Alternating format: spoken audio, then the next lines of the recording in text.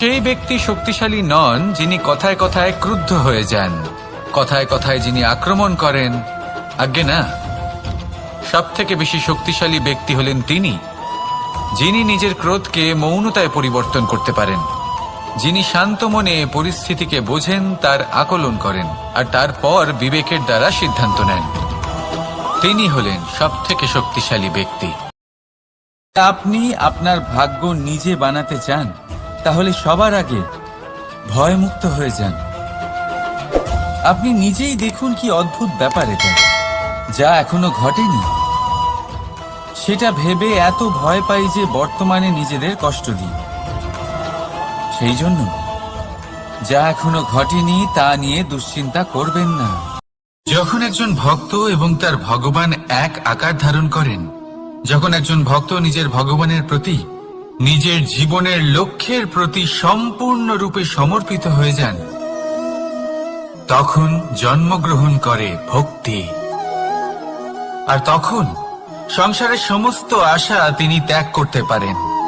সমস্ত আশা শেষ হতে পারে, কিন্তু মানুষের সঙ্গ ভক্তি কখনো ত্যাগ করে না। মন্দিরে যখনই আপনি যান, সেখানে অবস্থিত প্রতিমার চরণ স্পর্শ করেন। যখন শিবলিঙ্গের অভিষেক করেন, তখন স্বয়ং নিজে হাতে দুধ এবং জল দিয়ে তা ধৌত করেন, তার প্রক্ষালন করেন। কিন্তু এর পেছনে কোনো অন্ধবিশ্বাস নেই। এখানে বিষয়টা হলো ঊর্জা সংক্রান্ত। যে কোনো ব্যক্তি হোক বা কোনো বস্তু, তার নিজস্ব একটি বিশেষ ঊর্জা থাকে। সেই জন্য যখনই আমরা বড়দের চরণ স্পর্শ করি, তখন সেই স্পর্শ দ্বারা সেই বিশেষ ঊর্জা আমরা নিজের অন্তরে সমাহিত করি। তাই সব সময় মনে রাখবেন, কারোর চরণ স্পর্শ করার অর্থ এটা নয় যে আপনি কারোর সামনে তুচ্ছ হয়ে যাচ্ছেন। এর অর্থ হলো এটাই যে বড় হওয়ার জন্য সেই বিশেষ ঊর্জা আপনি তার থেকে প্রাপ্ত করছেন। আর এই জীবনের আরেকটা বড় সত্য হলো এটাই যে যদি আপনি জীবনে কিছু লাভ করতে চান, তবে নতমস্তক হতে শিখুন। জীবনে ক্ষমা চাওয়া তাও কিছুটা সহজ, ক্ষমা করতে পারা অত্যন্ত কঠিন। ক্ষমা 2 অক্ষরের এই শব্দ হতে পারে, কিন্তু অত্যন্ত বড় এই শব্দ, অত্যন্ত গুরুত্বপূর্ণ এই শব্দ। কখনো কখনো অন্য কাউকে ক্ষমা করে দেওয়া তাও কিছুটা সহজ কাজ, কিন্তু নিজেকে ক্ষমা করতে পারা অত্যন্ত কঠিন হয়ে দাঁড়ায়। অতীতে যদি আমাদের এমন কোনো ভুল হয় যে কারণে আমরা নিজেকে ক্ষমা করতে পারি না, অনেক সময় এমন কিছু ভুল করে বসি যে বিষয় শুধু আমরাই জানি, কিন্তু আমরা নিজেকে ক্ষমাই করতে পারি না। আর আমাদের বিকাশ সেখানে স্তব্ধ হয়ে যায়। কারণ যদি আপনি ক্ষমা করতে না শেখেন, নিজেকে ক্ষমা যদি না করতে পারেন, তাহলে তা আপনার জীবনের সবথেকে বড় বাধা হয়ে দাঁড়াবে। সেই জন্য জীবনে অবশ্যই শিখুন যে কিভাবে নিজেকে ক্ষমা করতে হয়, আর শিখুন যে আগের করা ভুল আবার কি করে না করা যেতে পারে। কখনো কখনো নতুন দরজা উন্মুক্ত হয়, কিন্তু পুরনো যে বন্ধ দরজা আছে তার সামনেই আমরা দুঃখী হয়ে বসে থাকি, আর এমন ভাবে বসে থাকি যে নতুন দরজার দিকে আমাদের চোখই যায় না। কখনো কখনো ঈশ্বর জেনে শুনেই আমাদের জন্য নতুন দরজা, নতুন পথ উন্মুক্ত করেন না, কারণ তিনি চান যে আমরা যেন পরিশ্রম করি, কর্ম করি, নিজেকে আরো বেশি শ্রেষ্ঠ করে তুলি, সক্ষম হই, আর নিজের পথ আমরা নিজেই খুঁজে নিই। কখনো কখনো এমনও হয় যে ঈশ্বর চান যে আমরা যেন সেই পথে চলতে শুরু করে দিই। ভবিষ্যতে গিয়ে ঈশ্বর আমাদের সবকিছুই প্রদান করেন। মনে রাখবেন, যে ব্যক্তি নিজের বাড়িতে এসে নিজের দুঃখ নিয়ে বিলাপ করতে থাকেন, সুখ তার দরজায় পৌঁছে গিয়েও বন্ধ দরজা দেখে ফিরে চলে যায়। তাই দুঃখ আমাদের সকলের জীবনে আছে, কিন্তু সেই দুঃখকে আঁকড়ে ধরে বসে থাকবেন না, তাহলে আপনি আসন্ন সুখও ভোগ করতে পারবেন না। এই ফুল যখন গাছে থাকে তখন এই রূপ আমাদের আকর্ষণ করে। এই ফুল দিয়ে যদি আপনি মালা বানান, কোনো মূর্তিতে দেন, তাহলে তা সম্মানের নিদর্শন হয়। এবার এই ফুলই যদি আপনি বিছানাতে ছড়িয়ে দেন, তাহলে সেই দৃশ্য দেখে সেই সুবাসে আপনার মন পুলকিত হয়ে ওঠে। কিন্তু ভাবুন, এই পুষ্পই যদি আপনি চিতায় সাজান, তাহলে এই পুষ্পকে আর কেউ সম্মান করে না। একই রকম কথা, সেই একই পুষ্প এক পরিস্থিতিতে সম্মান পাচ্ছে, এক পরিস্থিতিতে নয়। কেন? কারণ এতেই লুকিয়ে রয়েছে একটা গুরুত্বপূর্ণ শিক্ষা। এর সারমর্ম হলো এটাই যে এই সম্মান ব্যক্তি বা বস্তুকে করা হয় না, সম্মান করা হয় সময় এবং পরিস্থিতিকে। এবার এই যে সময়, তা কখনোই আমাদের বশে থাকে না, আমাদের বশে থাকে পরিস্থিতি। আমাদের পরিস্থিতি কেমন হবে তার সিদ্ধান্ত স্বয়ং আমরাই নিই, আর যেরকম আমাদের পরিস্থিতি হবে সেরকমই আমাদের সম্মান করা হবে। ইচ্ছে, সিদ্ধান্ত আর নিশ্চয়তা, এই শব্দগুলো আমরা আমাদের জীবনে অনেকবার শুনেছি, তাই না? জীবনে অনেক সময় অনেক কিছু পেতে খুবই ইচ্ছে করে, কিন্তু শুধু ইচ্ছে হলেই কি সবকিছু পাল্টায়? সবকিছু পাওয়া যায়? অনুর্বর জমিতে বাস করা ব্যক্তির মনে ইচ্ছে হয় যেন সে শীতল জল পায়, কিন্তু সে পায় না। যে এক কুয়ো খোঁড়ার সিদ্ধান্ত নিয়েছে, সে মাটি খোঁড়ার জন্য কোদাল অবশ্যই পেয়ে যায়।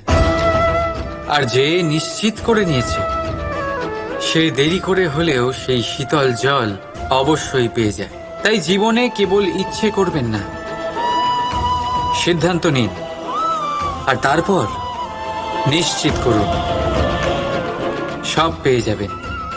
আর ভালোবেসে বলুন, রাধা। আজ আমি আপনাকে এমন 3টি বিষয় বলবো যা নিজের জীবনে আপনার করা উচিত নয়। প্রথম কথা, আনন্দে কখনো কথা দিতে নেই। আনন্দ আপনার যুক্তি হরণ করে, আর তারপর আনন্দে দেওয়া এই কথা পরবর্তীকালে গলার ফাঁস হয়ে যায়। দ্বিতীয় কথা, কখনো ক্রুদ্ধ হয়ে উত্তর দেবেন না। ক্রোধ আপনার বিবেককে লুপ্ত করে, ভবিষ্যৎ দৃষ্টিকে অন্ধ করে। কিছু মুহূর্তের জন্য জন্ম নেওয়া এই ক্রোধ আর ক্রোধজাত উত্তর ভবিষ্যতে সারা জীবন এক প্রশ্ন হয়ে দাঁড়ায়। আর তৃতীয়ত, কখনো দুঃখে সিদ্ধান্ত নেবেন না। দুঃখ আপনার ভাবনা চিন্তা করার ক্ষমতা সীমিত করে দেয়, আর দুঃখী মনে নেওয়া সিদ্ধান্ত সব সময় দুঃখই দেয়। ক্রোধ জন্ম নেয় আমাদের দুর্বলতা থেকে, আর তারপর সেটা আমাদের সব থেকে বড় দুর্বলতা হয়ে দাঁড়ায়। যদি ক্রোধকে বশ না করা যায়, তাহলে ভ্রম জন্ম নেয়। যদি এই ভ্রমকে বশে না আনা যায়, বিবেক চঞ্চল হয়ে ওঠে। চাঞ্চল্যকে বশ না করতে পারলে ব্যক্তির তর্ক শক্তি নষ্ট হয়ে যায়, ভাবনা চিন্তা করার ক্ষমতা শূন্য হয়ে যায়, আর তখন সেই ব্যক্তির পতন ঘটে। তাই জন্য নিজের ক্রোধকে বশে রাখুন, আর নিজের মনকে শান্ত হতে বলুন। এই সংসারে যদি আমাদের স্বপ্ন এই সংসারের দুঃখ হরণ করার জন্য, এই সংসারে সুখ বিতরণ করার জন্য হয়, তবেই আমাদের প্রগতি সম্ভব। যদি আমাদের এই স্বপ্ন শুধুই আমাদের এবং আমাদের স্বার্থ সিদ্ধির জন্য হয়, তাহলে এই স্বপ্ন আমাদের অন্ধ করে দেবে, আমাদের অন্ধকারের পথে নিয়ে যাবে, আর আমরাও সেই কীটের মতো হয়ে যাব। নিজেদেরই মায়াজালে আমরা নিজেই ফেঁসে যাব, আর শেষে আমরা যদি কিছু লাভ করি তা হবে একাকিত্ব, অন্ধকারময় মৃত্যু। তাই স্বপ্ন অবশ্যই দেখুন, কিন্তু এমনভাবে স্বপ্ন দেখবেন না যে তার এই বন্দিগৃহে আপনি নিজেই ফেঁসে গেলেন। স্বপ্ন দেখুন পরোপকারের, পরমার্থের, সবাইকে উদ্ধারের, অন্ধকারের নয়। তবেই কল্যাণ হবে, আর তবেই এই হৃদয় প্রসন্ন হয়ে বলবে, রাধা। ইচ্ছে, সিদ্ধান্ত আর নিশ্চয়তা, এই শব্দগুলো আমরা আমাদের জীবনে অনেকবার শুনেছি, তাই না? জীবনে অনেক সময় অনেক কিছু পেতে খুবই ইচ্ছে করে, কিন্তু শুধু ইচ্ছে হলেই কি সবকিছু পাল্টায়? সবকিছু পাওয়া যায়? অনুর্বর জমিতে বাস করা ব্যক্তির মনে ইচ্ছে হয় যেন সে শীতল জল পায়, কিন্তু সে পায় না। যে এক কুয়ো খোঁড়ার সিদ্ধান্ত নিয়েছে, সে মাটি খোঁড়ার জন্য কোদাল অবশ্যই পেয়ে যায়। আর যে নিশ্চিত করে নিয়েছে, সে দেরি করে হলেও সেই শীতল জল অবশ্যই পেয়ে যায়। তাই জীবনে কেবল ইচ্ছে করবেন না, সিদ্ধান্ত নিন, আর তারপর নিশ্চিত করুন, সব পেয়ে যাবেন। আর ভালোবেসে বলুন, রাধা। কষ্ট সবাই ভোগ করেন, কষ্ট পেলে কেউ রেগে যান, রেগে গিয়ে পরাক্রম দেখান। এটাই তো করা উচিত নয়। শান্ত মনে সেটাই করতে হবে যা জীবন আমাদের শেখাতে চাইছে। জীবন আমাদের সব শিখিয়ে দেবে, শুধু মনে রাখবেন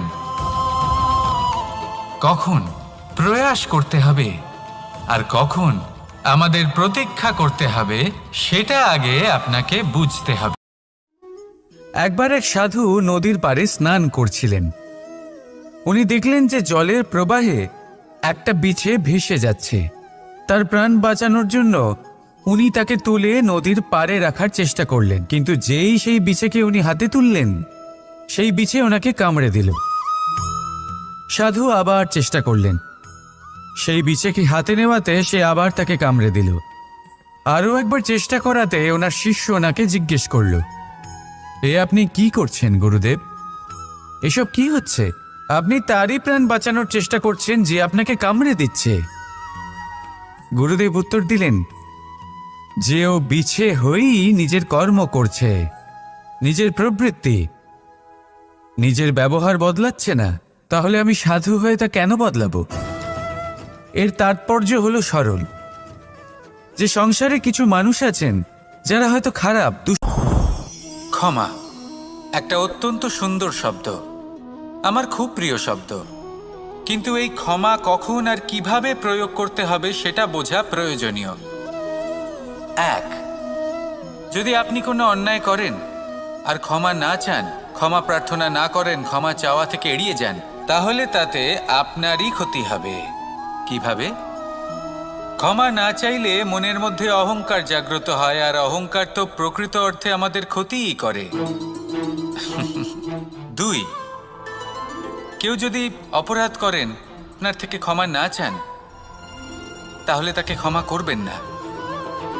ক্ষমা হলো অত্যন্ত অমূল্য, আর না চাইতেই কাউকে ক্ষমা দান করা এটা উচিত নয়। জীবনে কখনো ছলনা করবেন না। তাকে আপনি যতই লুকোনোর চেষ্টা করুন না কেন, সেটা অবশ্যই একদিন সামনে চলে আসবে। আর তার থেকেও বড় শিক্ষা হলো এটা যে কারোর জীবনে সম্পত্তি, ধন ধান্য এসব চলে আসাতে তার বুদ্ধির বৃদ্ধি ঘটে না, তার ব্যবহার শুভ হয় না। এটা তখন হয় যখন সেই ব্যক্তি সেটা নিজে পেতে চায়, তার জন্য ভাবনা চিন্তা করে, কর্ম করতে থাকে। আর যখন একজন ব্যক্তি নিজের বুদ্ধি এবং ব্যবহার উন্নত এবং শ্রেষ্ঠ করে তুলতে পারেন, তখন তিনি নির্ধন হয়েও ধন অর্জন করতে পারেন। ঠিক পদ্মফুলের মতো। একটি পদ্মফুল কিন্তু জন্ম নেয় পাকের মধ্যে, তারপরেও এই পদ্মফুল দেবতাদের প্রসাধনের অঙ্গ হয়ে ওঠে। আসুন আর আমার সাথে ভালোবেসে বলুন, রাধা রাধা। যদি কোনো ব্যক্তি আপনাকে সাহায্য করে থাকে যখন কেউ করেনি, যখন আপনার সবথেকে বেশি প্রয়োজন ছিল, সেই সাহায্য অমূল্য, আর সেটা উপকারী বটে। যদি কেউ উপকার করেন, তাহলে বিনম্র চিত্তে ভালোবেসে আজীবন তার উপকারের প্রতি কৃতজ্ঞ থাকুন।